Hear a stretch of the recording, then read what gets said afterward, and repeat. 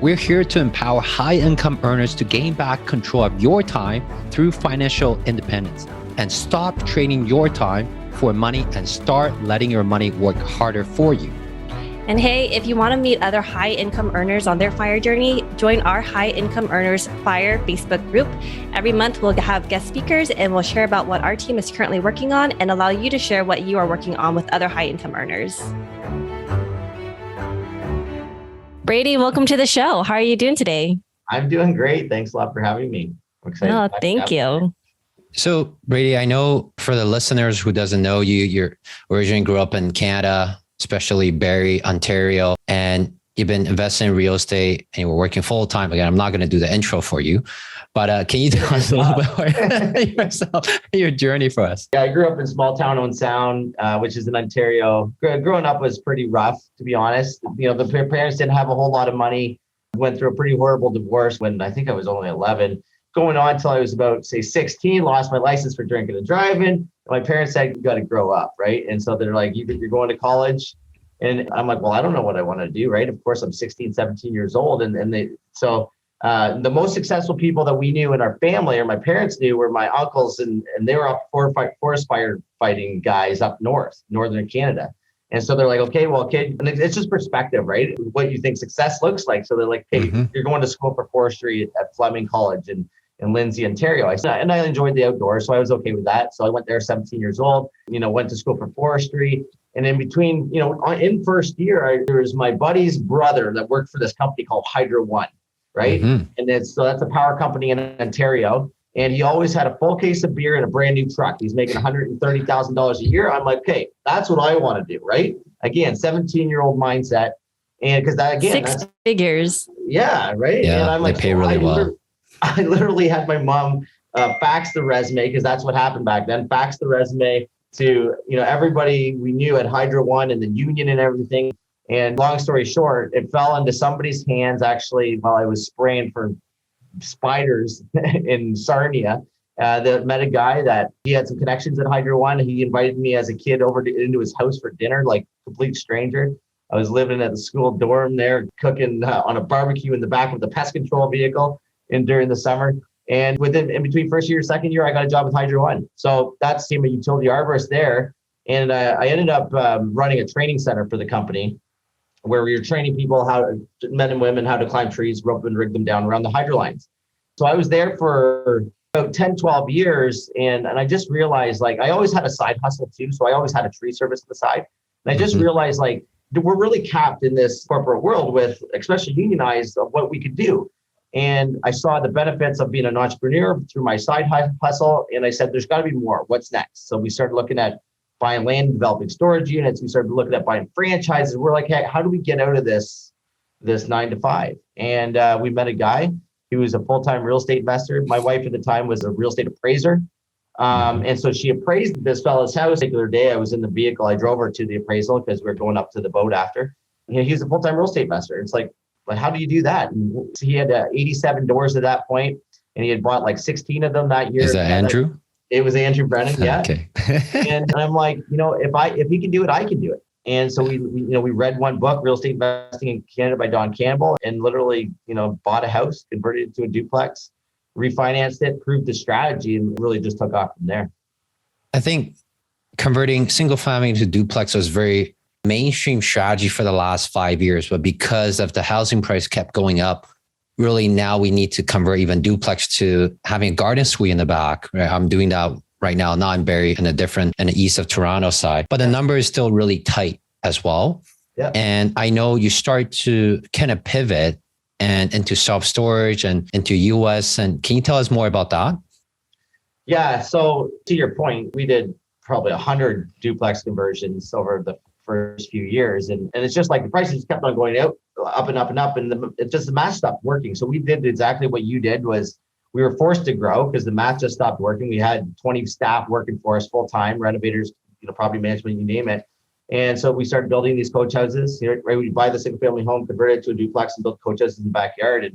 And we were just kind of forced to grow. And we built like another 50 of those. Then we pivoted into new construction developments in Barrie again. But every time we always grew, it was because we were forced to, because the market kept on pushing us to figure out how to intensify even more, right? And so what happened was I got a lot of clarity from doing the 75-day hard. Have you heard of that? Yeah, I was thinking about doing it. I didn't do it because I know it's not sustainable, and it's really fun. I think it would definitely challenge your mindset. It's just something that I think would be cool for my whole team to do it, but then they kind of go back or to the next level, right? You know what I mean? Yeah. Yeah. So for me, I mean, for those that are listening that haven't done it, so it's like you have to work out twice a day. One has to be outside. You have to drink a gallon of water a day, no alcohol, sticking to a diet, reading 10 pages of personal development book and take a picture. And for me, the biggest challenge was no booze. Like growing up in Owen Sound, that was our hobby since we were 15 years old. Right. Working for Hydro One, like that's what you did. Right. And so I really never had like a duration of my life longer than probably 3 days where I didn't drink. So that was the biggest challenge for me. But when I did that, it really like proved to me that I could do hard stuff. And I got super clear, super focused, like super motivated. And of course, it was really hard, but you're learning how to endure and learning how to it just changed my life, and it changed how big the deals got. And so we ended up going to Costa Rica for the winter of 2021.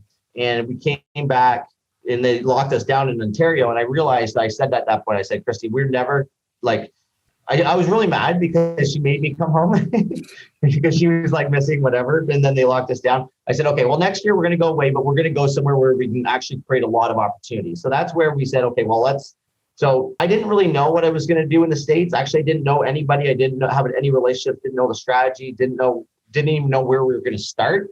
But I did know I was going to go to a mastermind. And this one particular mastermind we went to, it was very similar to the ones we are doing now, where it talks about wide range of strategies. So flipping, wholesaling, land development, self-storage, mobile home parks, Airbnb, flip, you name it, and expose you to the opportunities in the States, right? And so that's what we did. I drove down, filled up the car. This was just in December.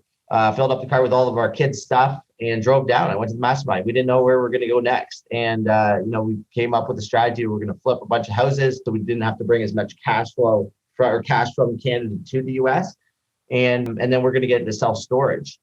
And, oh man, like I'm so thankful that I have, because, kind of similar to, what you're saying about the coach houses, like the margins are extremely tight. Yeah. Well, it's just the opportunity here in the US. It's totally different. It's just, there's so much more money, so many more deals. The deals they vary from, you can still buy houses for $30,000 if you want somewhere, and up to the sky's the limit. Like those opportunities are gone in Canada. Like you can't buy a friggin' house in Timmins probably for $30,000.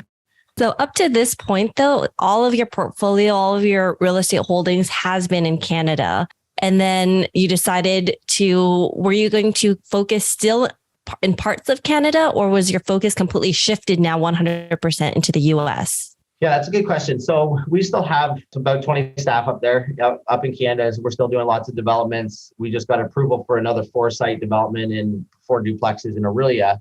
We'll probably do that type of infill development as well, because I think that is where the opportunity is, where you can actually make a significant amount of wealth there. Do you mind sharing a bit of the numbers there? Because we have a few friends in the community that does this kind of infill, but for that particular Aurelia project, do you mind sharing some numbers on it? Yeah. Possible? So, and I was just actually working with one of my coaching clients on analyzing some infill stuff in Aurelia just like yesterday. And so the key to making these deals work, in my opinion, is severing them. Okay. Like, so for example, you buy a lot or you get a lot tied up for 400, 450, it's a knockdown, tear down. If you just buy that and build a coach house a triplex or something, like the math doesn't work. You would never do it. But when you can sever it, it's, let's say you buy the lot for 400 and you sever it in half. Well, then your land base is only 200 grand. You can make that work. And there's, good equity that you're able to create in that. So we were able to buy one lot. We bought, don't quote me on this, I'm going to have to kind of guess because it's been a while, how much we actually paid for it. I think it was like 530 or something like that. Corner lot, farmhouse on this street in Aurelia. And, I go to the city and they say, no, we will not support 4 semis on there because of committee or some official plan interpretation. And so when we fought it, we just went to committee, we got it approved. So we took one lot that was, let's just call 500. So now your land base is divide that by 4, because we got 4 semi-detached lots. Each of those can be converted to a duplex, right? So a semi-detached duplex in Aurelia To be honest, I haven't looked at the comps lately. What we were analyzing back then was, I think, around probably 700, 7.25, something like that.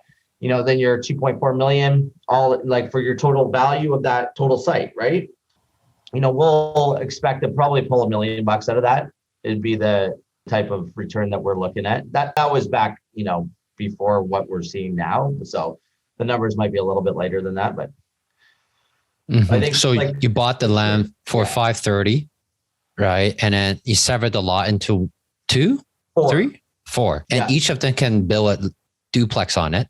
That's right. So each of the detached duplexes. Yeah. Okay. Detached duplex, purpose built, and each of the duplex kind of runs out. At that time the number is kind of 720 each. So that's about 2.8, 2.9 million. And how much does it cost you to build 4 duplex like that? So these are semi-detached. So there's, side by side, they're attached at the center, right? Oh, got it. Okay. Yeah. So the numbers, again, don't quote me on this. We're just building much larger semi-detached duplexes in Barrie. We've got 4 sets of those. And those were 600,000 per side, not including the land. 600,000 combined, not including the land. So 300,000 a side. So from the loan perspective, also, when you purchased it, you purchased just the raw land, but when you converted it into multiple duplexes, did the loan type have to change now because it's commercial, or they each have to have their own individual loans now, or is it still combined under that initial one? Yeah, you just blanket it. So we actually closed on that one with the Scotia mortgage. And what we'll end up doing now that once we get the severance nearing complete, we'll take the Scotia out with the construction mortgage with the private. So then the construction private lender will be on first position, and they'll do the construction mortgage to the end. Got it. Yeah. Mm-hmm. But, one good thing about doing this strategy, and one of the reasons why we decided to do this, which is try to get at least 5 units on the initial main lot, was then you can blanket it with a commercial mortgage. Mm-hmm. Right? And it's actually 8 unit now because 4 semi-detached duplex, 2 on each side, and then you have 2 of them, right? So exactly. 8 in total. Yeah. And if it's the ARV is around 2.8 million, you bought it for 530, 300K per side, 1.7, 1.8. Yeah. You pull 1 million. Of course, there's some soft costs and all that, but still probably like 800K or whatever. It's still a good profit, right? And how long does it take you guys to do this kind of? That'll take a year. I can only imagine this doesn't come by very often because, everyone's looking for a big lot. But of course, you need the expertise and the courage to do that and the know-how. But big lots doesn't come by a lot. All these new lots are all a lot smaller, right? I want to ask also because I know within California, when you're trying to split up the lots like that, the permits and the permissions to do something like that takes quite a long time. The process is very long. In Canada, how long is that process typically? I'm not really quite familiar with that. Yeah, so this one, we actually closed on this one in August last year. And the reason it's been a while is because the city would not support the severance because of whatever reason. So what we did was actually we let Doug Ford get in, and because he had policies that are pro infill, and actually, conversations where they're removing some of the residential single family home dwelling zonings. So all of that really helped us. So we actually sat on it for 6 months, waiting for that to happen, and then started building the case. And I had hired lawyers and stuff to get involved, in case it did go to the, Ontario Land Tribunal or whatever they're called now. But that's what took us. We sat on it knowing that these policies were coming in. And to finally get approval. But once we've got our application in, it was, call it 2 months to get in front of a committee of adjustments, another 20-day appeal period. And then, you're finalizing your surveys and that type of thing. So, call it 4 months if you're moving efficiently enough. And then you're in for building permit for another couple months if you've got the design ready. So I would say realistically, you're 6 to 8 months, even just in the prep work before, and then you got to build it. Mm-hmm. Got it. If you find another chance like this, would you continue to do this type of info, or would you rather spend the same amount of money and time in US? Well, so there's all kinds of investors that don't want to go to the US because they just feel barriers are too high. They're just likely uneducated about the reality of investing in the US. So this type of, if it's 800 to $1 million in profit, I think why not continue to do that? Because you're going to use money and capital from the investors that aren't going to take it to the US anyway. right? Because otherwise it's just lost opportunity. So if I can do 3 or 4 of those a year, obviously you can do the math. Yeah. So it's just right when we get down to the US, it's just like anytime you start as a real estate investor or you start a new strategy and your investor pool are so used to strategy A, it takes them quite a while to warm up to, oh, you know, 1, he's doing this, 2, understand the strategy, 3, trust that he, you know, he's not going to screw it up. And then getting those initial conversations in and letting them warm up to the idea of crossing the border. So that's just kind of some of the barriers that just time has to help you overcome, you know, when you're getting somebody across the border. But yeah, I guess that was a long answer to saying yes. I'm going to still do them in Canada if we find them. Gotcha. That's very smart. All the money you want to stay in Canada, fine. While you're building US and let them see the proof of concept, eventually part of them will move over, right? Yep. Very smart. Do you mind sharing what's your portfolio look like in US right now? I know you've only been there for almost 1 year, but do you mind sharing what have you done all the way from start to finish, what's in the progress and what's upcoming? Yeah. So we came down December like 12th, right? And we started buying in the end of December, closing in January. 2021, right? December 2021. Yeah. Yeah, exactly. Yeah. So it's been 9 months, I guess. Yeah. So my biggest goal right away was just to transact because I know there's a lot of learning and doing, right? So we literally started making offers everywhere from Naples up to Sarasota, and all the properties that stuck were flips in Cape Coral. You know, again, it's a testament to where your focus goes, the magic flows and the deals flow. For us, the closer we are to deals, I just see opportunity wherever we are, because I think that's the reality. There's opportunity everywhere. Yeah. So we bought 1, 2, like 3 houses right away. 2 of them were on a canal, like for $520,000. All 3. So, and then another one was off a canal that we bought it for like $370. So $370, sold that one for $600. It was a $65,000 reno. So we netted about $130,000. Good job. The other 2 they'll net about the same. It's just right now there's nobody in Florida. Like none of the cash buyers are really here. So, we're just holding on to these other 2 until probably another month. And then we'll put them on the market for around $800. And what are you doing with the other 2 that you bought on canal for $530? What are you doing with these 2? Yeah, I'm living in one. We're flipping them both. Yeah. So we're living in one. We're short-term renting the other one at the moment, just to cover our costs. And then we'll end up selling them. I don't we're to the point now. I don't really want, small management stuff, noisy stuff. We're doing the flipping even just to learn and to create some cash flow. Not necessarily that it was a long-term strategy. It was going to be a strategy that we're going to deploy for 1 year. While we ramp up the self-storage. We do these masterminds, and the last day of our mastermind, we take people and do a bunch of property tours, show them a bunch of resale, and there's always a deal where you can net $100,000.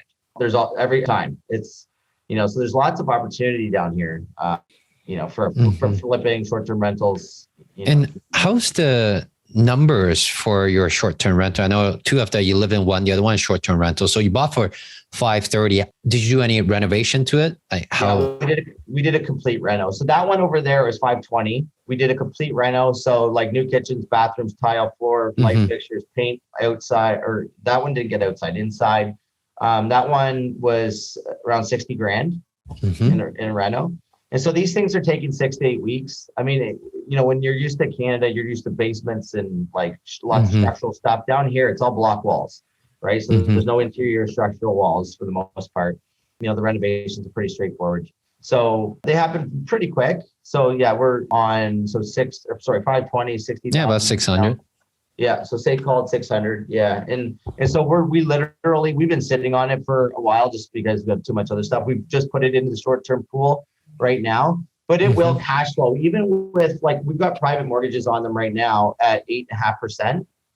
And it'll cash flow probably $1,000 to $1,500 once it actually gets rented.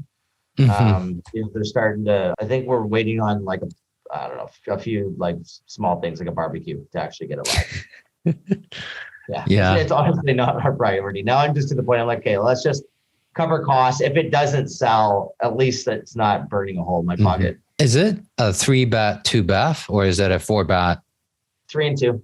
3 and 2. Okay. Yeah. And that's all these 3 are in Cape Coral, right? Cape Coral, Florida. Yeah, that's right. And then I think you mentioned you were doing something in Sarasota. as well? Is that? Well, we were looking everywhere. Like we didn't really know where opportunity was, right? So when we first got down here, we just started going traveling everywhere, meeting up with real estate agents, really trying to dive in, figure out where the market is and how we can make money. I've set the bar that I didn't want to make it. I didn't want to do any of this work if we're going to make less than 80 grand. So I set that as the bar, and the deals just happened to be here. But so yeah, we've got those three. We bought a couple other ones that.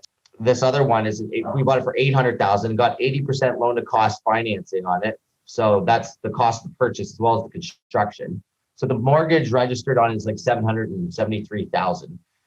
I mean, again, you can't get this stuff in Canada, right? Like 80% loan to cost. And so for people who doesn't know loan to cost, do you want to explain the difference between loan to value and loan to cost really quickly? Sure. Yeah. Cost of the land, the cost of the house was 800 grand, right? So the 80% of that would be 600,000. Right. And then the construction budget on that was $175,000. You get 80% of that as well. So by the time you combine those two, it adds up to, that total loan amount, which is just under the purchase price, basically. So really put into perspective, there's almost 95% loan to value. Exactly. Yeah. Loan to value of the initial purchase. Yeah. How did you end up I know you mentioned that you were meeting with a bunch of different real estate agents, but how did you hone in on Florida in that market? Was that something that you had set your eyes on, or is that because there's so many states out here? So why Florida? Yeah, that's a good question. So Kristy's, my wife's parents have a boat here. So we've been coming here after vacations or for weeks here and there since the last eight or 9 years. And so I just realized especially even Cape Coral, when you go north of say here in the winter, it gets cold. Sarasota is not overly warm in those couple of winter, January, February.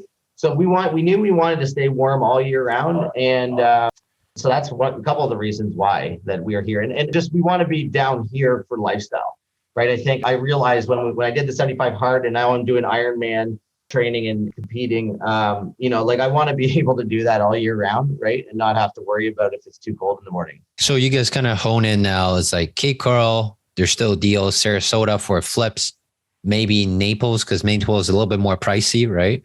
Yeah, Naples, when we were looking down there's an area called Naples Park, and it was kind of a rejuvenating area that, you could still buy stuff pretty cheap. And there was margins there where you get the projects there that you could certainly make 100 grand. Again, I haven't looked at it since I came down. We just got busy doing all the stuff that we are here. But yeah, but this, I'll tell you a little bit more about this $800,000 deal. It was a double lot. So first off, it's an intersecting canal. So Cape Coral has 400 miles of canals where you can park your boat and go right out to the ocean, right? So this is an intersecting canal. So if you can picture your house on the corner of an intersection and it's surrounded by water, right? So that adds a lot of value to this lot. But then also there was another lot attached to it. It was all titled in the same title. So it took 5 days and we severed it.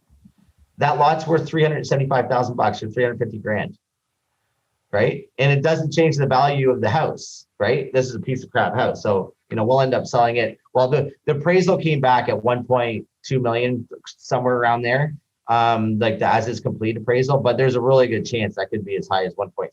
If we hit the right buyer at the right time of the year, do a proper job. But there's been a couple other ones I passed up that were similar to that. These more expensive projects, the margins are pretty big. Wow. So you bought it for $800K. There's a kind of a lot attached to this lot, severing it in 5 days, turn into at least 1.2 million. That's $500,000. Well, that's 350 you get off the lot, the free lot. Yeah. And then you're going to build something on it. And then you'd probably make 200 on those, based on those numbers on the existing house, right? So you're 500 to, 5 to 800 grand. Wow. Wow, that's Cape Coral. Did we miss anything? Is that all in Cape Coral? So that's 3 houses and this one's the 4th one, right? That's 4th. And we got, there's a couple other ones. There's the one that we're bought it for 1.1 million. We'll do, realistically, for financing, I put it was $180,000 more reno, which is probably really 100. And it appraised at 1.5 million. So there's 300,000 in equity there. And what's the game plan for you guys? Is it to pull out from the bank? That bank will go up to 75% loan to value, even for Canadians? That's the struggle being a Canadian. Refinancing here, doing the BRRRR model, is it almost, we're working with this one lender where they're looking at doing some refis on these other 2 that I told you that we're going to sell. just so we can pull out some capital quick. But and the max that they'll do, even for American, is 70%. So a lot of lenders don't want to see a refi, in our experience, within a year, right? So that's kind of, especially for Canadians too, and like the money is a lot more expensive down here. So the one idea that we had was to refi with RBC or a Canadian bank. The money is a lot cheaper, but they don't want to touch it with under a year as well for a refi to get that lower interest rate and higher loan value. Does the interest rates here in the United States and the rising prices of everything, does that deter your strategy in any way? No, like I think you just use it, like look at the numbers. I mean, you just based on a pro forma, the same as if if the interest rates were cheap, and you just run the pro forma. If the numbers work, whether the interest rate's 10% or 3%, right? I just think that there's a lot more margin up, like in the States, at least from our experience. So you can afford to pay more money pay more for the money. And does the financing works the same for resale house or new build in your experience? Yeah, well, we've got some new construction going on too. We're building 10 houses down here right now. We probably build a lot more. In Cape Coral? Yeah. Okay. Yeah, so all side by side or just random places? Yeah, they're all scattered. So the one really cool thing about Cape Coral is that they pre-plotted it. Like they designed the entire city like in the 70s or 60s. So every lot here is already severed. So you just literally, and they're everywhere. There's still 40% of the city is still available to be built on. So these lots that we're doing are all waterfront. We're actually doing a syndication on it, which is pretty cool, with our mastermind members. And I'm teaching them how to syndicate a deal, right? In a live training. So we're syndicating, we're buying 10 water golf access lots throughout the Northwest. And we're going to be building like 2,400 square foot properties, houses with pools and spas, right on. So that way they can, the end user, the buyer, take their boat right out to the Gulf of Mexico, all the beautiful beaches in the area. So the strategy there is to syndicate it. So we'll be raising 1.2 million. I got 90% loan to cost on those because I partnered with an American, which is again, like just, like when you compare that to what you can get in Canada, it's just not possible. So yeah, we're going to get 90% loan to cost on the land and the construction. And then we're going to build them out, sell them. The investors are looking to get. You guys going to flip it? Yeah, we're just going to build them all and sell them all. And how does the number look like for those 10 houses? So the investors, they're projected to get 40% right now, the investors. So for how long? 1 year. So yeah, it's a year project. Takes about 4 months to get permits, and then another 8 months to build. And how far are you in with are they still in the permit stage? So we're just working on the syndication, modeling it out right now and acquiring the land. We thought, as you go down this road, you don't know how easy or how it's going to be. We thought we could just, like if you could find 10 houses all on the same street, facing the same way, on the same canal, they'd be all worth the same. But here, every lot is like going to give you a different view because of the exposure to the sunsets and the view and the with the canal and all this stuff, and like even your neighbors' houses, right? So we're just kind of going back to the drawing board and underwriting each deal individually, and then as a package, we'll have the final use of funds for the PPM and for the. Yeah, you're doing a GPLP structure, right? And how does the average number, I know all 10 of them are kind of different, but what's the profit margin you guys are looking at? Let's say $500,000 to buy, after it's done is about $800K, and you want to sell it for 1.2. Like, do my insurance? 3 million for the 10 pack. So it's we initially ran our numbers at 1.356. With the net profits, 3 million for the 10 of them, 300 grand each. Wow. So you buy 10 lots for 1.2 million. So the lot value that we initially ran our numbers at, we're at 215,000, right? And then the approximate total cost to build, including the land, 860,000. And then there's a whole bunch of other costs. When you're doing a syndication, there's development charges, obviously a lot of costs associated to carrying the mortgages. Legal fees, all that stuff comes off the top. And then, of course, realtor fees, and which is showing a net 300,000 profit per house. Wow.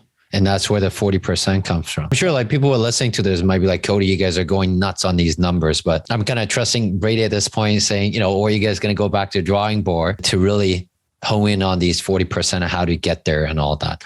Well, yeah, exactly. What I expect to happen would be like some of the lots we buy at 190 and it's going to, sell at 1.1 million. And then some of the really premium lots will pay 300,000 and likely sell for 1.6. This is just a total guesstimate because we haven't done it yet. But this is what I'm expecting when we looked at the lots that we have available or the ones that we did look at so far. By the time you pool them, I think the end result will be similar. But again, it's just one of those things. You go down the road and you're underwriting it. And you're just like, okay, well, we can't just do this and put this in a PPM. Like we need to be way more accurate, way more. It's not going to be as simple as we thought. It's going to take more work, right? So.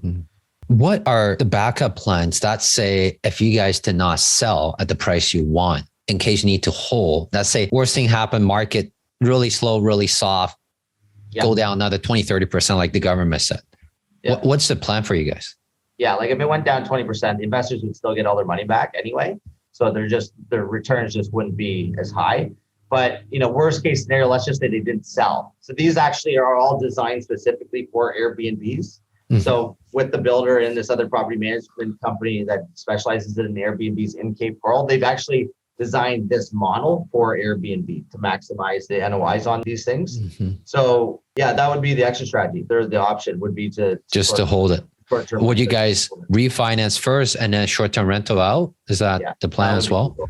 Yeah, because a lot of these I know, like the builder that I'm working with, partnering with, they do purpose-built rentals of all types. Like a lot of them are long-term rentals too. So where they'll literally build 3 bedroom, those are 4. I think they're like an 1,600, 4 bedroom, 2 bath, and they'll rent it down here for like $2,800 a month. So he does tons of those. He's got 160 of those or 150 of those on the go right now. So there's so many opportunities here for, if there's somebody's looking to get into new construction, to get in, it doesn't have to be the more expensive, higher risk waterfront where the higher margins. They could do the other, the lower risk, lower price point stuff. They'll still make 80 grand in equity. Like they'll get all their money out of the deal. There's just. What kind of contingencies do you put on to these properties, and how much is there like a benchmark that you typically take a look at for something like this? Yeah, so we build a 10% contingency in to be used by the builder. And then for this, as we've underwritten it so far for the 10 properties, we've got a $500,000 allotment for interest reserves and for their contingency. That's very cool. And it's good that you guys have those contingency in, because the softening real estate market and rising interest rate could really limit your refinance power. And also it's just in both ways, right? Just all not in your favor. Totally. Now, what if all of a sudden, I don't think this will happen at all, but what if all of a sudden short-term rental was banned by the Cape Coral city? Do you guys see those risks or? Yeah, not in Cape Coral. I mean, there's a lot of this city's a lot different than most other ones where they've got, like a lot of other cities have this planned subdivisions and, gated communities where they really can affect the council members, right? And because they have like these larger community groups have swinging like votes, and they probably have a lot of money too. That's not the same way in Cape Coral. This city almost has none of that because they pre-plotted this entire thing back in the 60s. So it's not like a developer came in and bought 50 acres and developed it, and now you've got a strong community that actually can swing votes. It doesn't happen here like that. This city is dependent on travel and tourism, and they're very pro short-term rental. So, I mean, of course, it's a risk. I think, in a lot of other places, I would be considering it seriously, especially if this was their only exit strategy or backup plan. But in Cape Coral, I feel like, it's a pretty safe place to invest heavily in short-term rentals. Awesome. I wish I can ask more, but the time just flies. We're going to go get into our fire round. But before we do that, can we ask you one quick question? You worked this hard. I know you really plug away for the last 5 years. What's your version of financial independence and maybe retire optional or retire early? What's that to you? Yeah. So first off, I think retirement is like It's just, I think it's bull crap. I mean, I think it's just like some made up idea that, the government made us believe that was, but I really think retirement is like where you really just get old and die. So I think like seriously, like if all you're going to do is sit around and retire and do nothing, you're probably just going to die. So my idea of financial freedom and just freedom period is having the, enough money to do what you want, where you want, with who you want. Like, and by no means, I mean, I could have retired, years ago. We've got, it's crazy, but it's like, for me, we're growing something, we're changing lives, these masterminds, right? That we're changing people and creating so much opportunity. And to me, I love it. Like I'm doing what I want already, and I'm living where I want to be. So, this is exactly what it means is, what you're looking at right now. Awesome. Yeah, let's get right into the fire round then. I'll start with the first question. And if you become a billionaire with the B tomorrow, what will your day look like? You're looking at it. I probably will not be renting or will not be living in renovations. That would be the difference. Like literally, since we came to Florida, we've been living so much fun. You don't like contractors? Yeah. We've been living like hobos. It's like, we've got this like $3 million beautiful house up in Canada. And down here, we're like finishing a renovation. Partly we're getting in there. We're living in it. I swear to God, we've moved probably 15 times in the last 9 months. Like, and it's just like, why do you live like this? But honestly, like perfection is a lie, right? Like I know some extremely wealthy people that are doing the exact same thing I'm doing because that's what it takes to get, where you want to go. Right. Mm-hmm. It's not going to be perfect. So I think, honestly, I probably just wouldn't be living in renovations. Mm-hmm. That would be the biggest difference and have a bigger boat, but I'd be doing the same thing. Mm-hmm. So if you were to start over again and you were to lose everything, somebody handed you a $500,000 check to start over, do what you want with it, what would you do first? Yeah, I'd be building what I'm doing right now. I'd be building a team to develop self-storage facilities. In Florida? Yeah, well, yeah. So we're in Florida, but we're developing them currently right now in Texas. So I just feel like if I start all over again, I just obviously wouldn't start small, right? I would be going into bigger deals faster. I'd be getting into syndications a lot quicker. And, this, like what we're building now is taking a bit of capital to float it right while we're not generating revenue for the next little while. But the opportunity and the upside really is like the risk is very calculated, and getting into land development and I think is honestly where you can make a lot of money really quick. If I was to start all over again, I would, be where I was in another year. Interesting. And if you were a podcast host, who would you like to interview? Oh, who would I like to interview? So Michael Reese, you should reach out to my buddy, Michael Reese. He's a great guy. He was my first coach, first ever high ticket coach. The guy's a marketing genius. Yeah. So Michael Reese, REESC. Yeah.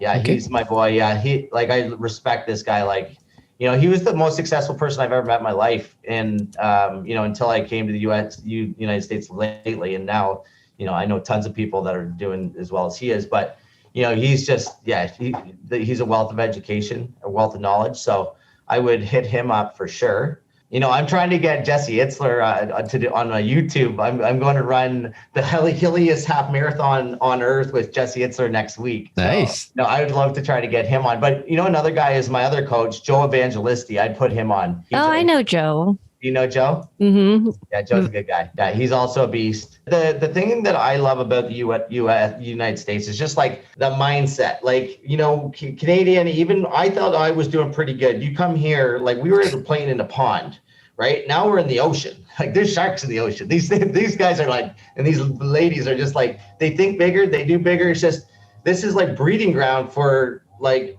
capitalism. Like you can literally, it's just, I don't know. It's crazy here. Honestly, I'd urge everybody to get your butts down here and get a taste of it. And so you really know what's possible in this short life we got. Yes. A very different culture. And we're very friendly, but again, we were more conservative for this. Cool. And, so what are some of the other ways that you give back, Brady? Yeah, so Kristy and I do a lot of charity work with a charity called Easter Seals. So when we were in Canada, we did a lot of work with them, Dancing with the Stars and that kind of stuff. The biggest thing that I'm doing right now, and it is an income revenue generator, but where we're seeing some massive results is through our mastermind. So it's really where we're teaching Canadians exact same. We're giving people all the relationships that we have and exposing all the opportunities that there are in the States, right? And so that they can, pick their strategy that works for them, but hook them up with their lenders or our entire team. So it literally removes all the barriers to entry. And what I just love about it, and not only that, like that's the practical part of it, but the reality, like when I tell my story and like about really, how doing the 75 hard changed my life and how doing the Ironman training has changed my life, because you really teach yourself how to endure. You literally believe you can do bigger and more things. When you combine that with being, giving them the tools in the United States to have success, it's literally going to change. It's changing people's lives. I mean, it's all over. If you follow me, it's all over. Like I don't hold a gun to people and they're posting all this crap everywhere. So I really love that, to be honest. And Kristy and I would love to start a charity of our own here in the next 12 months. And so we could, donate to, start changing other, people's lives that aren't necessarily in real estate. Mm-hmm. And how can our audience find more about you? Yeah, so I'd say the easiest, we'll just stick with one, Brady.McDonald84 on Instagram. That's probably the easiest place. We also have websites. So we're doing tons of self-storage developments across the United States. I don't know if I want to label a bunch of websites, but I can. I don't know. Just go to Instagram, DM me. Just go DM. Literally, we got a team of people like banging out content every day, all day. I might get there's a lot of value there, and that's probably the best place. Awesome. Well, Brady, it was fantastic. Thank you so much, and loved your story and loved meeting you. Awesome. Yeah, well, I really appreciate talking to you guys. Thanks for having me on. All the links mentioned in this episode are included in the show notes. And if you love this episode, please leave us a rating and review on Apple iTunes. The link is also included in the show notes. And we would really appreciate your help in spreading the word to more high income earners on how they too can maximize both their time and money. Also, if you still haven't joined our High Income Earners Facebook group, you are missing out on High Income Earners community, where we help each other reach our own version of FIRE.